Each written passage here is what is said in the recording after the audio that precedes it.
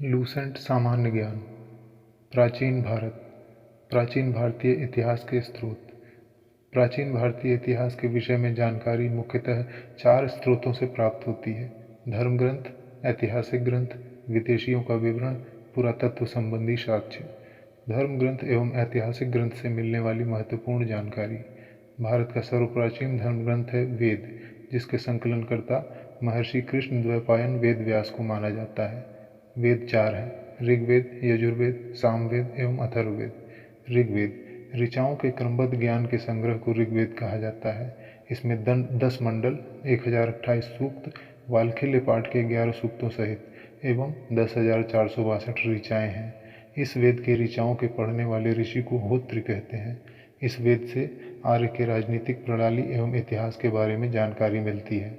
विश्वामित्र द्वारा रचित ऋग्वेद के 3रे मंडल में सूर्य देवता सावित्री को समर्पित प्रसिद्ध गायत्री मंत्र है। इसके 9वें मंडल में देवता सोम का उल्लेख है।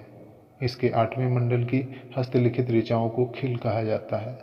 चातुर्वर्ण्य समाज की कल्पना का आदि स्रोत ऋग्वेद के 10वें मंडल में वर्णित पुरुष सूक्त है, जिसके अनुसार 4 वर्ण ब्राह्मण, क्षत्रिय, वैश्य तथा शूद्र आदि पुरुष ब्रह्मा के क्रमशः मुख, भुजाओं, जंघाओं और चरणों से उत्पन्न हुए। वामनावतार के 3 पगों के आख्यान का प्राचीनतम स्रोत ऋग्वेद है। ऋग्वेद में इंद्र के लिए 250 तथा अग्नि के लिए 200 ऋचाओं की रचना की गई है। यजुर्वेद सस्वर पाठ के लिए मंत्रों तथा बलि के समय अनुपालन के लिए नियमों का संकलन यजुर्वेद कहलाता है। इसके पाठकर्ता को अध्वर्यु कहते हैं। यह एक ऐसा वेद है जो गद्य एवं पद्य दोनों में है। सामवेद यह गाई जा सकने वाली ऋचाओं का संकलन है। इसके पाठकर्ता को उद्धात्री कहते हैं। इसे भारतीय संगीत का जनक कहा जाता है। अथर्ववेद अथर्वा ऋषि द्वारा रचित इस वेद में रोग निवारण, तंत्र मंत्र, जादू टोना, शाप वशीकरण, आशीर्वाद, स्तुति, प्रायश्चित, औषधि, अनुसंधान, विवाह, प्रेम, राजकर्म, मातृभूमि महात्म्य आदि विविध विषयों से संबद्ध मंत्र तथा सामान्य मनुष्यों के विचारों, विश्वासों, अंधविश्वासों इत्यादि का वर्णन है। अथर्ववेद कन्याओं के जन्म की निंदा करता है। इसमें सभा एवं समिति को प्रजापति की 2 पुत्रियां कहा गया है। सबसे प्राचीन वेद ऋग्वेद एवं सबसे बाद का वेद अथर्ववेद है। वेदों को भली भांति समझने के लिए 6 वेदांगों की रचना हुई। ये हैं शिक्षा, ज्योतिष, कल्प, व्याकरण, निरुक्त तथा छंद। भारतीय ऐतिहासिक कथाओं का सबसे अच्छा क्रमबद्ध विवरण पुराणों में मिलता है। इसके रचयिता लोमहर्ष अथवा इनके पुत्र उग्रश्रवा माने जाते हैं। इनकी संख्या 18 है, जिनमें से केवल 5 मत्स्य, वायु, विष्णु, ब्राह्मण एवं भागवत में ही राजाओं की वंशावली पाई जाती है। अधिकतर पुराण सरल संस्कृत श्लोक में लिखे गए हैं। स्त्रियां तथा शूद्र जिन्हें वेद पढ़ने की अनुमति नहीं थी, वे भी पुराण सुन सकते थे। पुराणों का पाठ पुजारी मंदिरों में किया करते थे। स्त्री की सर्वाधिक गिरी हुई स्थिति मैत्रेयणी संहिता से प्राप्त होती है, जिसमें जुआ और शराब की भांति स्त्री को पुरुष का तीसरा मुख्य दोष बताया गया है। शतपथ ब्राह्मण में स्त्री को पुरुष का अर्धांगिनी कहा गया है। स्मृति ग्रंथों में सबसे प्राचीन एवं प्रामाणिक मनुस्मृति मानी जाती है। यह शुंग काल का मानक ग्रंथ है। नारद स्मृति गुप्त युग के विषय में जानकारी प्रदान करता है। जातक में बुद्ध की पूर्व जन्म की कहानी वर्णित है। हीनयान का प्रमुख ग्रंथ कथावस्तु है, जिसमें महात्मा बुद्ध का जीवन चरित्र एवं अनेक कथानकों के समय वर्णित है। जैन साहित्य को आगम कहा जाता है। जैन धर्म का प्रारंभिक इतिहास कल्प सूत्र से ज्ञात होता है। जैन ग्रंथ भगवती सूत्र में महावीर के जीवन कृत्यों तथा अन्य समकालिकों के साथ उनके संबंधों का विवरण मिलता है। अर्थशास्त्र के लेखक चाणक्य हैं। यह 15 अधिकरणों एवं 180 प्रकरणों में विभाजित है। इससे मौर्यकालीन इतिहास की जानकारी प्राप्त होती है। चाणक्य को कौटिल्य या विष्णुगुप्त भी कहा जाता है। संस्कृत साहित्य में ऐतिहासिक घटनाओं को क्रमबद्ध लिखने का सर्वप्रथम प्रवास कल्हड़ के द्वारा किया गया। कल्हड़ द्वारा रचित पुस्तक राजतरंगिणी है, जिसका संबंध कश्मीर के इतिहास से है। अरबों के सिंध विजय का वृत्तांत चचनामा लेखक अली अहमद में सुरक्षित है। अष्टाध्यायी संस्कृत भाषा व्याकरण की प्रथम पुस्तक के लेखक पाणिनि हैं। इससे मौर्य के पहले का इतिहास तथा मौर्य युगीन राजनीतिक अवस्था की जानकारी प्राप्त होती है। कात्यायन की गार्गी संहिता एक ज्योतिष ग्रंथ है, फिर भी इसमें भारत पर होने वाले यवन आक्रमण का उल्लेख मिलता है। पतंजलि पुष्यमित्र शुंग के पुरोहित थे। इनके महाभाष्य से शुंगों के इतिहास का पता चलता है। विदेशी यात्रियों से मिलने वाली प्रमुख जानकारी। यूनानी रोमन लेखक टेसियस, यह ईरान का राजवैद्य था। भारत के संबंध में इसका विवरण आश्चर्यजनक कहानियों से परिपूर्ण होने के कारण अविश्वसनीय है। हेरोडोटस, इसे इतिहास का पिता कहा जाता है। इसने अपनी पुस्तक हिस्टोरिका में 5वीं शताब्दी ईसा पूर्व के भारत फारस के संबंध का वर्णन किया है, परंतु इसका विवरण भी अनुश्रुतियों एवं अफवाहों पर आधारित है। सिकंदर के साथ आने वाले लेखकों में नियार्कस, आनेसिक्रिटस तथा आस्ट्रियोबुलस के विवरण अधिक प्रामाणिक एवं विश्वसनीय हैं। मेगस्थनीज, यह सेल्यूकस निकेटर का राजदूत था, जो चंद्रगुप्त मौर्य के राज दरबार में आया था। इसने अपनी पुस्तक इंडिका में मौर्य युगीन समाज एवं संस्कृति के विषय में लिखा है। डाइमेकस, यह सीरियन नरेश अंतियोकस का राजदूत था, जो बिंदुसार के राज दरबार में आया था। इसका विवरण भी मौर्य युग से संबंधित है।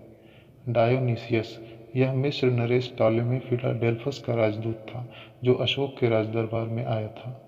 टॉलेमी, इसने दूसरी शताब्दी में भारत का भूगोल नामक पुस्तक लिखी। प्लिनी, इसने प्रथम शताब्दी में नेचुरल हिस्ट्री नामक पुस्तक लिखी। इसमें भारतीय पशुओं, पेड़ पौधों, खनिज पदार्थों आदि के बारे में विवरण मिलता है। पेरिप्लस ऑफ द इरिथ्रियन सी, इस पुस्तक के लेखक के बारे में जानकारी नहीं है। यह लेखक करीब 80 ईस्वी में हिंद महासागर की यात्रा पर आया था। इसने उस समय के भारत के बंदरगाहों तथा व्यापारिक वस्तुओं के बारे में जानकारी दी है। चीनी लेखक फाहियान, यह चीनी यात्री गुप्त नरेश चंद्रगुप्त द्वितीय के दरबार में आया था। इसने अपने विवरण में मध्य प्रदेश के समाज एवं संस्कृति के बारे में वर्णन किया है।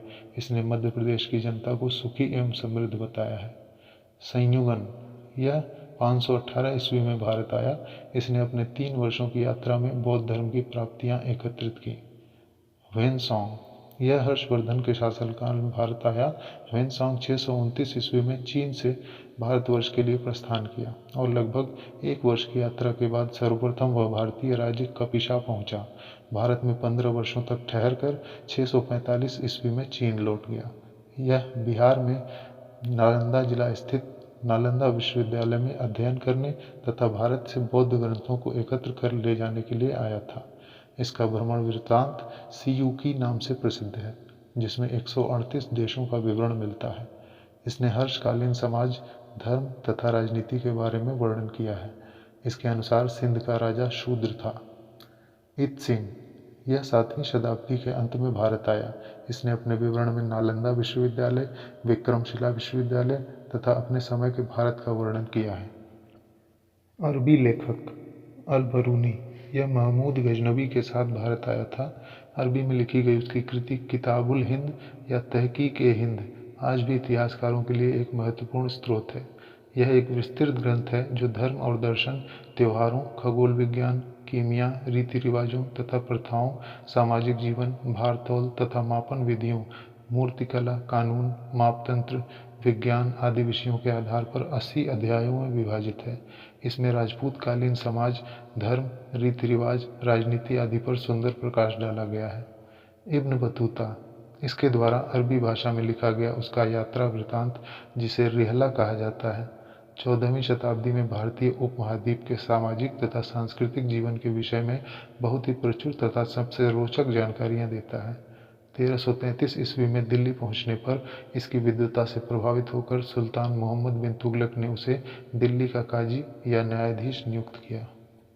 अन्य लेखक तारानाथ, यह एक तिब्बती लेखक था। इसने कंग्यूर तथा तंग्यूर नामक ग्रंथ की रचना की। इनसे भारतीय इतिहास के बारे में जानकारी मिलती है। मार्को पोलो, यह 13वीं शताब्दी के अंत में पांड्य देश की यात्रा पर आया था। इसका विवरण पांड्य इतिहास के अध्ययन के लिए उपयोगी है। पुरातत्व संबंधी साक्ष्य से मिलने वाली जानकारी। 1400 ईसा पूर्व के अभिलेख बोगजकोई एशिया माइनर से वैदिक देवता मित्र, वरुण, इंद्र और नासत्य के नाम मिलते हैं। इन्हें अश्विनी कुमार भी कहते हैं। मध्य भारत में भागवत धर्म विकसित होने का प्रमाण यवन राजदूत हेलियोडोरस के बेस नगर यानी विदिशा गरुण स्तंभ लेख से प्राप्त होता है। सर्वप्रथम भारतवर्ष का जिक्र हाथी गुम्फा अभिलेख में मिलता है। सर्वप्रथम दुर्भिक्ष की जानकारी देने वाला अभिलेख सोहगौरा अभिलेख है। सर्वप्रथम भारत पर होने वाले हूण आक्रमण की जानकारी भीतरी स्तंभ लेख से प्राप्त होती है। सती प्रथा का पहला लिखित साक्ष्य एर्ण अभिलेख शासक भानुगुप्त के समय का प्राप्त होता है।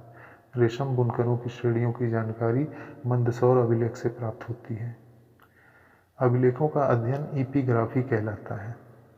कश्मीरी नौपाषाणिक पुरास्थल बुर्ज होम से गर्तावास यानी गड्ढों वाले घर का साक्ष्य मिला है। इनमें उतरने के लिए सीढ़ियाँ होती थीं। प्राचीनतम सिक्कों को आहत सिक्के कहा जाता था। इसी को साहित्य में काशार्पण कहा गया है। सर्वप्रथम सिक्कों पर लेख लिखने का कार्य यवन शासकों ने किया। समुद्रगुप्त की वीणा बजाती हुई मुद्रा वाले सिक्के से उसके संगीत प्रेमी होने का प्रमाण मिलता है। अरिकामेडु, जो कि पांडिचेरी के निकट है, से रोमन सिक्के प्राप्त हुए हैं। हाथी गुम्फा अभिलेख कलिंग राजा खारवेल के शासनकाल का है। जूनागढ़ गिरनार अभिलेख रुद्रदामन के शासनकाल का है। नासिक अभिलेख गौतमी बलश्री के शासनकाल का है। प्रयाग स्तंभलेख समुद्रगुप्त के शासनकाल का है।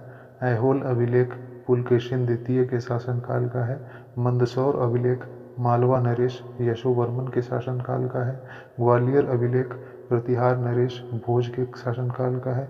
भितरी एवं जूनागढ़ अभिलेख स्कंदगुप्त के शासनकाल का है। देवपाड़ा अभिलेख बंगाल शासक विजयसेन के शासनकाल का है।